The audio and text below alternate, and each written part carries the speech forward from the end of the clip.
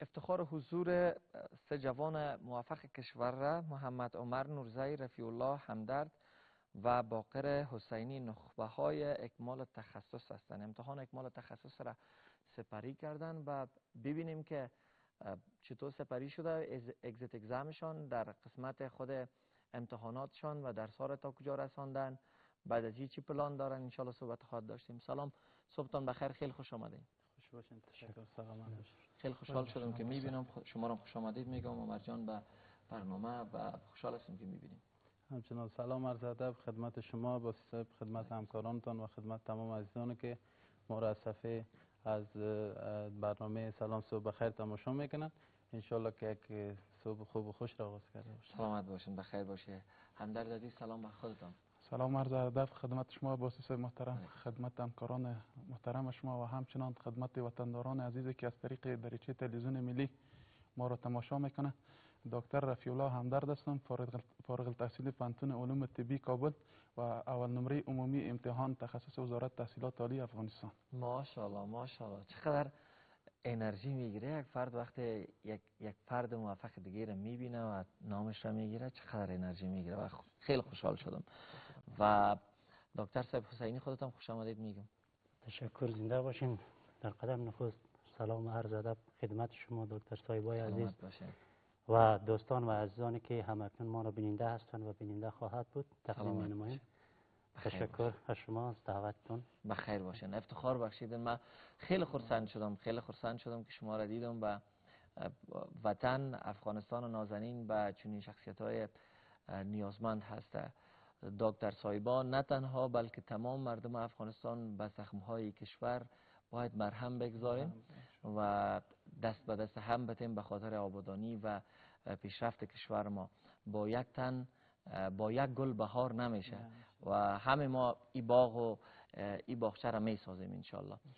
خیلی خوب، من معلومات کلی را از نورزی صاحب میگیرم. دکتر صاحب نورزی، از خودتان که کدام مسیر را شما سپری کردین و همتون مسئله یک رشته هستین؟ بله، همین ما مسئله استوماتولوژی بودیم که الحمدلله فارغ شدیم. خیلی خوب. محمد عمر نورزی هستم، فارغ التحصیل 15 استوماتولوژی پانتون طبی کابل که الحمدلله ما 10 سمستر دوره تیوری در پانتون طبی کابل به اتمام رساندیم و می شکل دوره استاژ داشتیم، دوره عملی بود که 1 سال کار کردیم در شفاخانه تدریسی استوماتولوژی و وارد مرحله اگزیت اگزام شدیم که از تمام دکتر صاحبا اخذ میشد که الحمدلله با اخذ نمره 317 و امتحان را به موفقانه سپری نمودیم.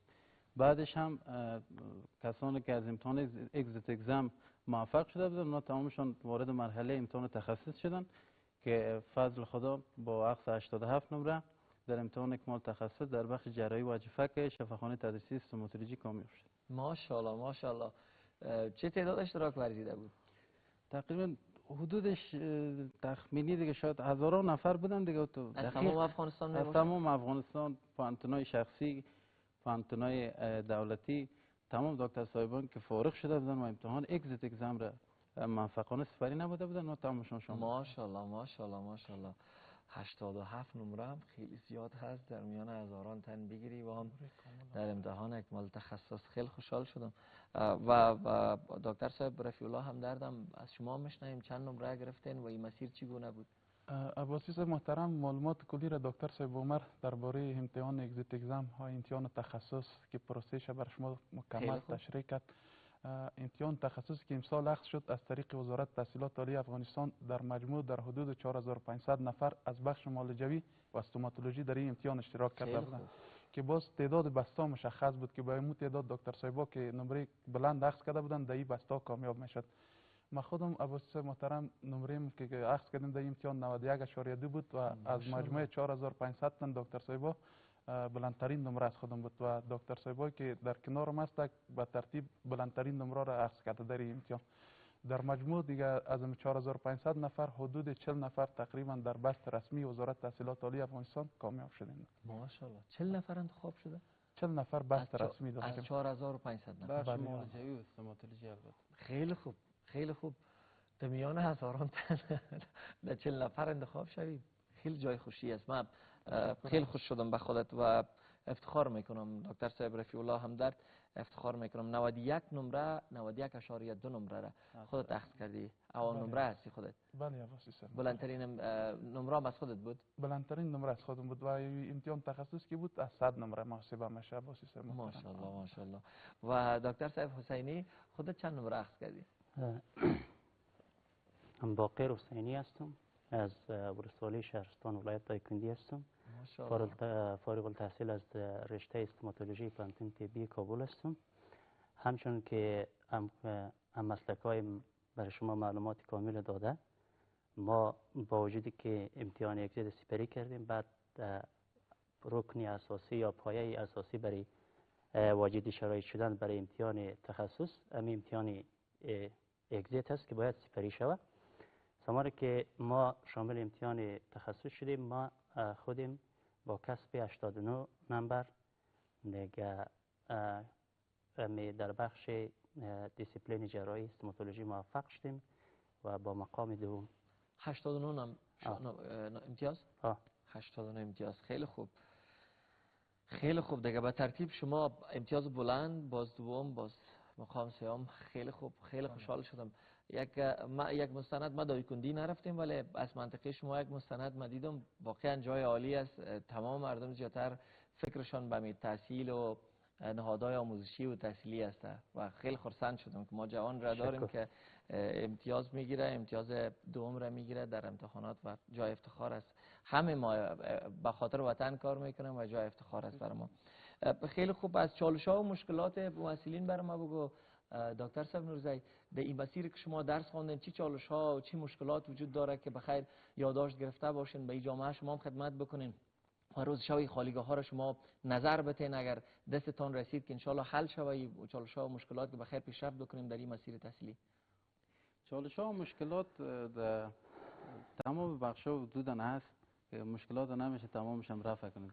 یقینا حداقل باید کوشش شود و رسیدگی شود و همین امتیازات بیشتر بر محصلین داده شود، خصوصا کسایی که مسافر هستند. اینا باید حداقل یک جای باشه، یک آرامگاهی باشه که تا اینا بتونه به شکل درست درس خود بخونه. ما حدودا خودم 1-2 سال در لیلی دولتی بودم دیگه، امتیازاتشون خیلی خوب بودن. حداقل همین کوشش شود بر تمام مسافرها و محصلایی که از ولایت میان تا وقتی که تحصیلشون به اتمام میرسونن از پانتون، امو امتیازات برشون بده و تا آخر امو زمانی که اینا تحصیلشون به اتمام میرسونن دمو لیلیش حداقل باشن، بوده باششان باشه دیگه. حداقل دمی بخش کوشش کنه دولت که انشالله اقدام کنه دیگه، خیلی خوش میشه انشالله. یکی از وعده هایی که مسئولین فعلی میتده هر بخش که هست، اگر بخش ورزش، تحصیلی و تمام بخش ها، ای که ورزش را، تحصیل را، تمام موارد مثبت را از مرکز که کابل هست، در مرکز بدون شک می باشه در کل جایا به دوردست های افغانستان برسانه. و این هم یکی از پیشنهادها هست که یک جوانی که در دوردست افغانستان میخواد درس بخونه، تحصیل بکنه، یعنی فرسنگ ها دور باشه از مرکز، بیا اینجا درس خود بخونه و زمینش مساعد شود. انشالله که هست زمینش مساعد، قوی تر میشه انشالله. خودم میفهم که شرایط خیلی ضیق از اقتصاد مردم ضعیف است. کسایی که توانش دار، ما الحمدلله قدر توانش داشتیم. اکثریت بعضی از صنفی ها داشتیم حتی میخواستن پانتون رها کنن و میخاطر که مشکلات داشتن در بخش اقتصادی دیگه، در این بخش کوشش ها که کم انشالله انشالله. و از تمام مردم افغانستان، خصوصا از تجارای ما، از تمام مردم، تنها وظیفه دولت نیست، وظیفه هر فرد ای وطن هست که دستش میرسه و جوانای وطن کمک بکنه. همه مشترکاً به خاطر آبادانی وطن کوشش میکنیم انشالله که زمینه سازی شود.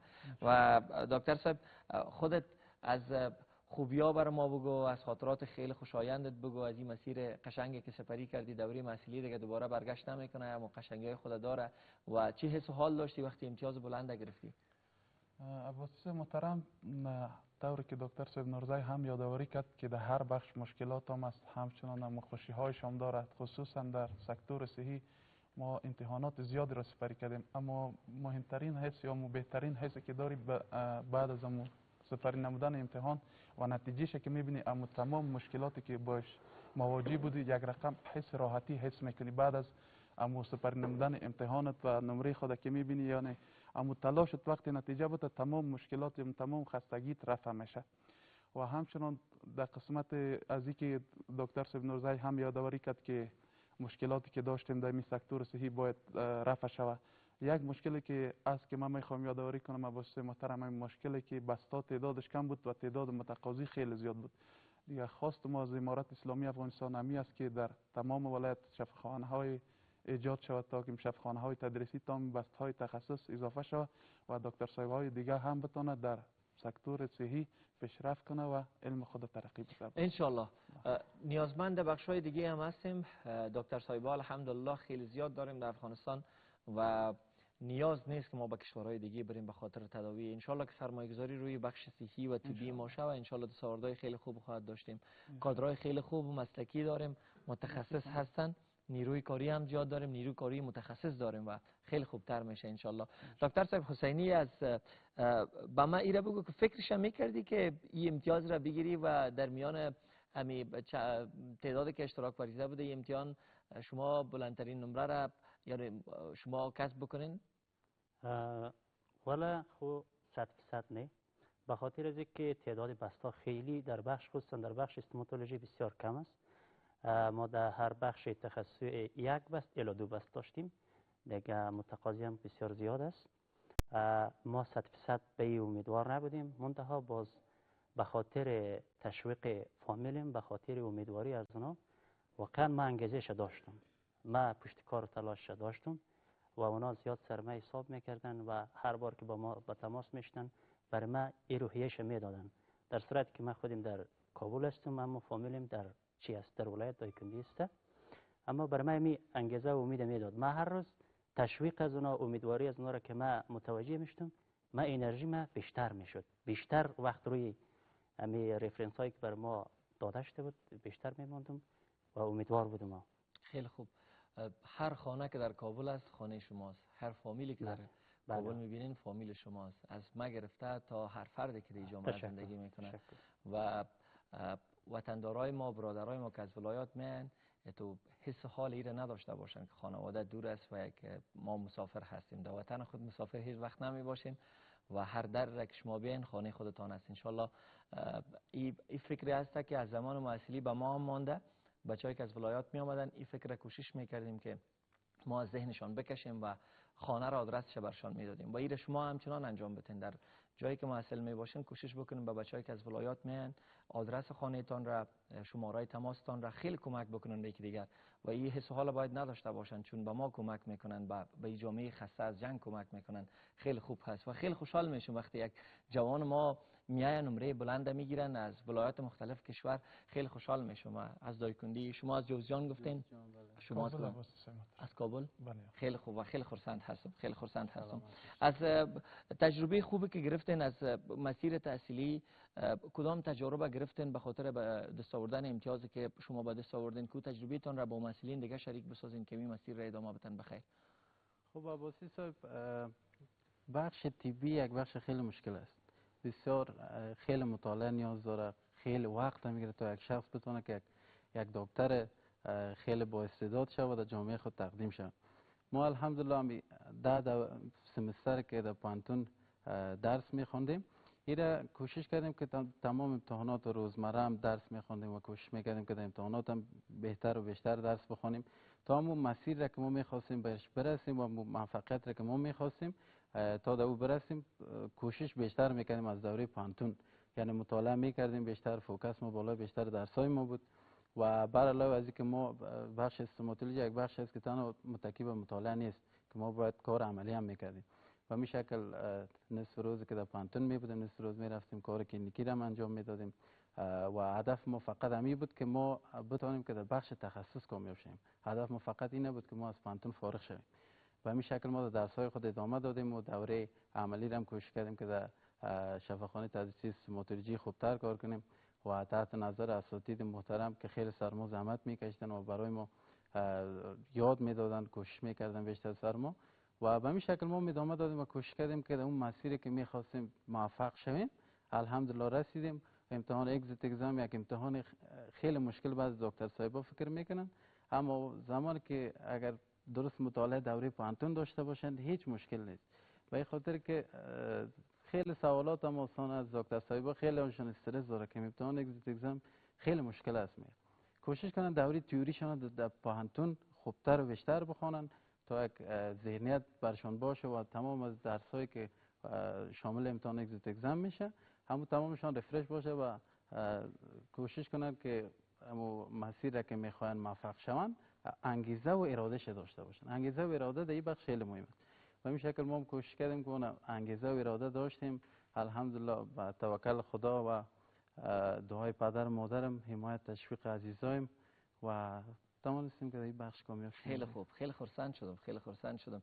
اما امتحان به حد استرس داشته می باشه که وقت خدا وزن میکنی بیش از امتحان و بعد از امتحان میبینی که وزن کم شده می باشه و طبعا امتحان استرس خود داره و با او استرس نمیشه که مقابله بکنیم. باید قبول بکنیم امتحان استرس خود داره ولی درسا باید فراموشت نشه. دقیقاً چی داشته باشه آمادگی کامل.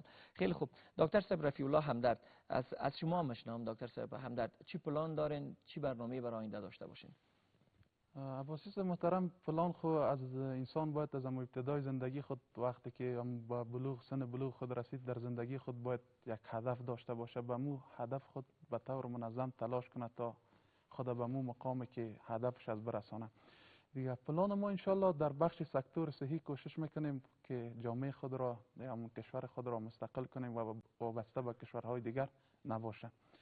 دیگه ما کوشش میکنیم در بخش سکتور صحی خصوصا استوماتولوژی یا طب دندان ترقی های داشته باشیم تا که هموطنان ما که در داخل کشور یا از خارج کشور هستند بیاین در افغانستان با اعتماد کامل تداوی خود را انجام بده و به گونه کامل با هزینه کمتر نسبت به کشورهای دیگر تداوی شود به حیث راحتی کامل. خیلی خوب، خیلی سپاسگزار هستم.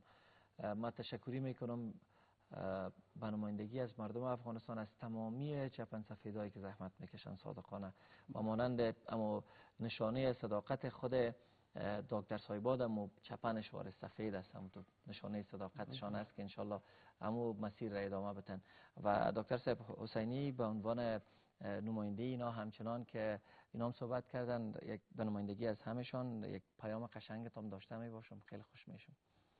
ما پیام نه تنها برای دکتر صایب است بلکه برای تمام مردم عزیز افغانستان است که هر کس در هر بخشی، در هر مسلکی، در هر وظیفه‌ای که است، به طور مثال اساتید در تدریسش، متعلمین در مطالعهش، والدین در تربیت اطفالش، هر کس به اندازه توانش احساس مسئولیت بکنه و کوشش کنه که اون مسئولیتی که در عهده داره امر به وجه و احسن انجام بده تا که یک روز ما شما شاهدی یک وطن، یک جامعه درخشان و یک جامعه پر از دستاورد و ترقی باشیم. و یگانه آرزوی ما است که ما یک روز ببینیم که در یک روز بیاید که در چهره اولادی وطن، مردمی وطن همیشه خندان و لبخند باشه و این غم و رنج از چهره از اینا برطرف شده باشه. خیر نصیبتان، خیلی تشکر. باور کنین ما وقتی ما ممثلین را میبینم، جوانایی که پیشرفت کردن در افغانستان و یک انگیزه بسیار بالا و بالای داره و در این شرایط اینا خود را رساندن و بسیار سخت بود. مثلا این مسیر را که شما جنگ‌های تحمیلی افغانستان را فکر بکنید، سختی‌ها را فکر بکنید، باور کنین از خوشی امیال دل میشه اشک بریزم و واقعا من خیلی افتخار میکنم بالایتان. من خیلی خوشحال شدم از حضورتان. یکی از برنامه‌ای بود که ما واقعا بر ما افتخار بخشیدن با حضورتان. ان شاء الله مسیر درخشان را در پیش رو داشته باشین، بر فراز قله های موفقیت ببینمتان، موفق باشین. تشکر از حضورتان، خیلی خوشحال شدم. روز خوش داشته باشین، بخیر باشین.